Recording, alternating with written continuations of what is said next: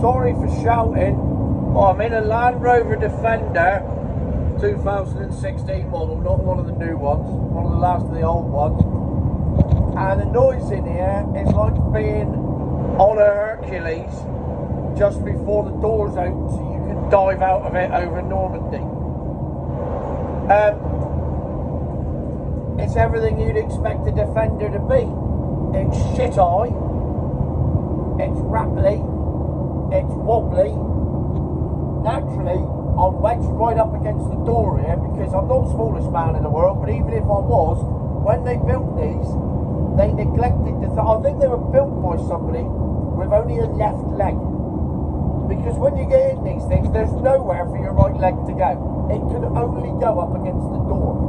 There's literally nowhere else for it to go. My foot's at a weird angle. I remind me of my mate Pingu. Just so I can get it on the throttle.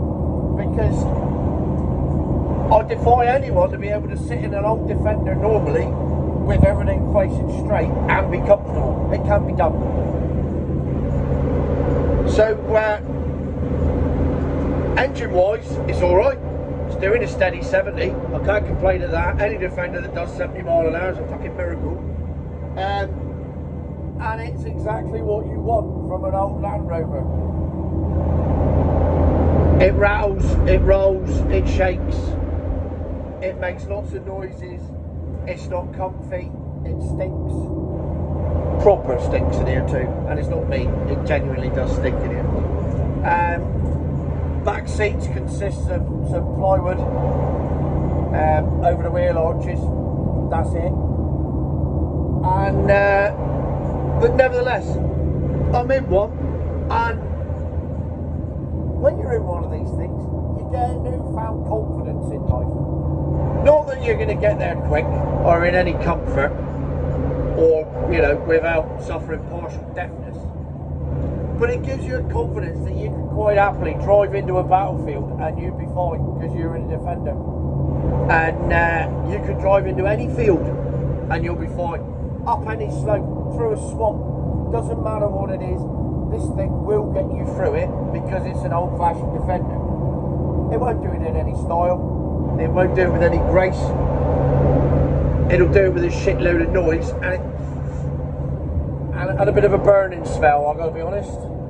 But any other car, I'd be severely concerned about a burning smell coming from the engine bay. Not with this. I think it's a standard feature. I don't even think it was an optional extra. So, it's just a proper bulletproof thing. This is the long wheelbase version, as you might be able to tell from the extended roof behind, which means that if you want to go round a corner, you need to start preparing about a week in advance. Because it's got the turning circle of your average super tanker. I think the wheels move about 10 degrees. I just had to pull out of a yard. It involved 3 shunts, and it's not a small yard, it's huge, but no, there's no way I was getting around it. And yet it is what it is, and I love it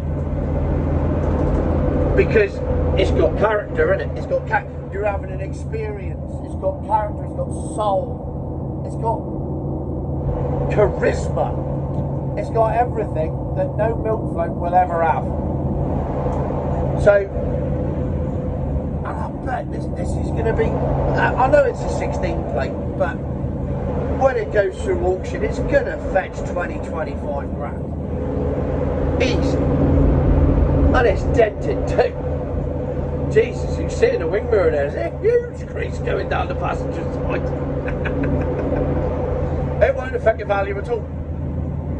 Because they don't make these anymore, they don't make it like them, they don't make anything like this anymore. They literally don't make anything like this anymore, do they? New Defender's nothing like it. New Defender's just a Range Rover with rugged bits and knobbly tyres on it. Which I've still yet to do a review on, despite having driven loads. I don't know why, it just doesn't seem to have happened. So here we are, I'm in my diesel Defender. It's everything a milk float isn't. I absolutely love it. I love the inconvenience, the discomfort, the fact that my leg is sticking out into the fast lane of the M5. None of that bothers me at all.